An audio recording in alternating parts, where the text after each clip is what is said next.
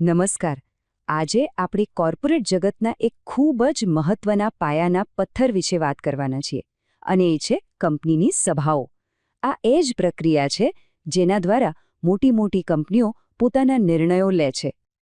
હવે એક સવાલ થાય કે કોઈ કંપની જેને કાયદો એક કૃત્રિમ વ્યક્તિ તરીકે જુએ છે તે પોતાના નિર્ણયો લેતી કેવી રીતે હશે?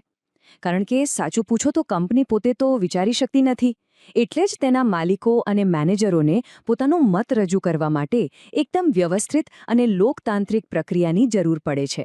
અને બસ એ પ્રક્રિયાનું નામ જ છે કંપનીની સભા. તો ચાલો, કંપનીઓ કેવી રીતે કામ કરે છે એને બરાબર સમજવા માટે આપણે આ આખા વિષયને 5 સરળ ભાગમાં વહેંચી દઈએ, જાણે કે આપણે કોઈ પાઠ જ ભણી રહ્યા હોઈએ.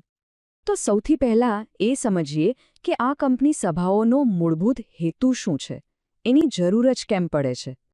એકદમ સાદા શબ્દોમાં કહીએ તો સભા એક એવું મંચ છે, એક એવું પ્લેટફોર્મ જ્યાં શેરધારકો અને ડિરેક્ટર્સ જેવા મુખ્ય હિતધારકો ભેગા થાય છે, ચર્ચાઓ કરે છે અને એવા નિર્ણયો લે છે જે આખી કંપની માટે બંધન કરતા હોય છે. ચાલો હવે આનાથી એક ડગલું આગળ વધીએ.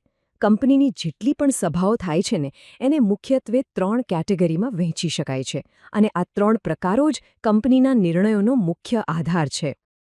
આને આમ યાદ રાખી શકાય: 1. જે કંપનીના અસલી માલિકો છે એમના માટેની સભાઓ.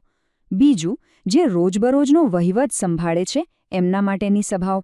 અને 3. અમુક ખાસ લોકોના જૂથ માટેની ખાસ સભાઓ.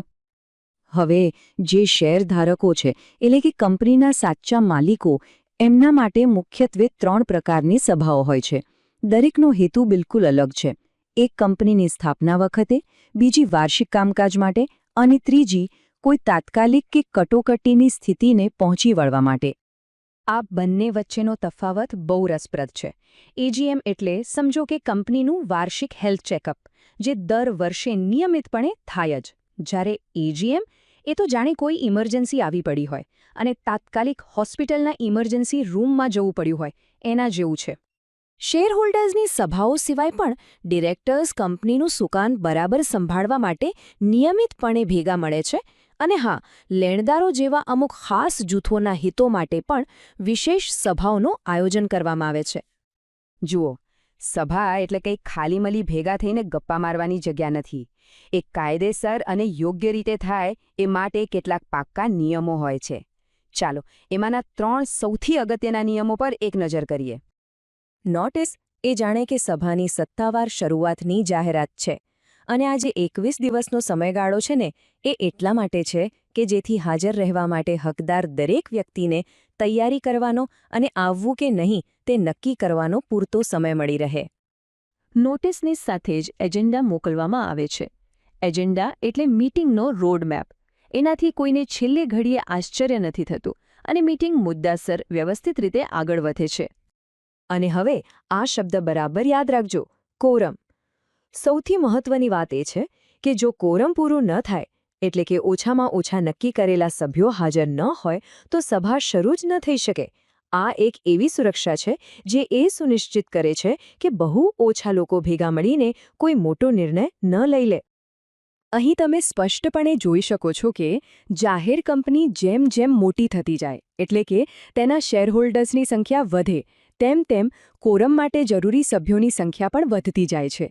જ્યારે કે ખાનગી કંપનીઓ માટે આ નિયમ ઘણો જ સરળ છે. આપણે જાણીએ છીએ કે દરેક ઓર્કેસ્ટ્રાને એક કંડક્ટરની જરૂર હોય છે. બસ એવી જ રીતે દરેક ઔપચારિક સભાને સરળતાથી અને ન્યાયી રીતે ચલાવવા માટે એક નેતાની જરૂર પડે છે. ચેરમેન એટલે કે સભાપતિ એ સભાના નિષ્પક્ષ નેતા છે. એમની જવાબદારી છે કે સભામાં વ્યવસ્થા જળવાઈ રહે અને એજન્ડા મુજબ જ કામકાજ આગળ વધે.